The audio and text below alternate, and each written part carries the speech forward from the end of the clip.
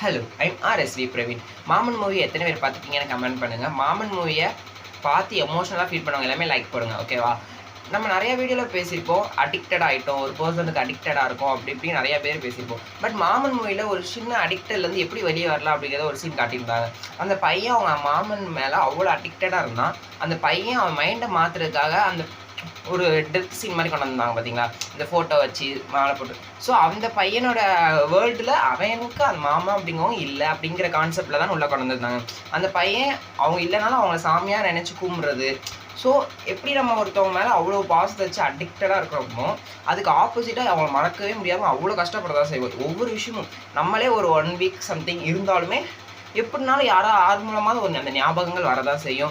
இல்லை நம்ம ஒரு ஃபோட்டோவை பார்த்துட்டு இருக்கப்போ திடீர்னு ஞாபகம் வரும். திடீர்னு நம்ம பேச்சில் யாரும் பேசிகிட்டே இருக்கப்போ நான் என்ன நினைப்போம், அவங்க கூட நம்ம இப்படிலாம் பேசியிருந்தோமே அப்படின்னு ஞாபகம் வரதான் செய்யும். ஸோ நம்ம ஒருத்தவங்க மேலே அடிக்டட் ஆகிட்டோம் அப்படின்னா அது வெளியே வரது ரொம்ப ரொம்ப கஷ்டம். நம்ம நிறைய பேர் சொல்லுவாங்க, இதை இப்படி பண்ணுங்கள் அப்படி பண்ணுங்கள் எல்லாமே மாற்றிடலாம் அப்படிம்பாங்க. பட் ரியாலிட்டியில் அது நம்மளுக்கு மட்டும் தான் தெரியும், அடிக்ட் ஆனவங்களுக்கு மட்டும் தான் தெரியும் அது எவ்வளோ கஷ்டம் அப்படிங்கிறது. கரெக்ட். ஆனால் நம்ம அந்த மாமன் மூவியில் அந்த ஒரு சீன் இருக்குல்ல, அவங்க இல்லை அப்படிங்கிற மாதிரி சுச்சுவேஷன் நம்ம எடுத்துக்கிட்டோம் அப்படின்னா, அவங்க இல்லை அப்படிங்கிற நம்ம வச்ச பாசமும் குறையாது. நம்ம அவங்க மேலே வச்சிருந்த நம்ம எதுக்கு ஹேட் பண்ண தேவையில்ல, வெறுக்க தேவையில்ல, அவங்கள பிடிக்கலன்னு சொல்ல தேவையில்ல. நம்மளுக்கு அவங்கள பிடிக்கும், நம்ம வேர்ல்டு அவங்க இல்லை, அவங்க ஒரு இதில் இருக்காங்க.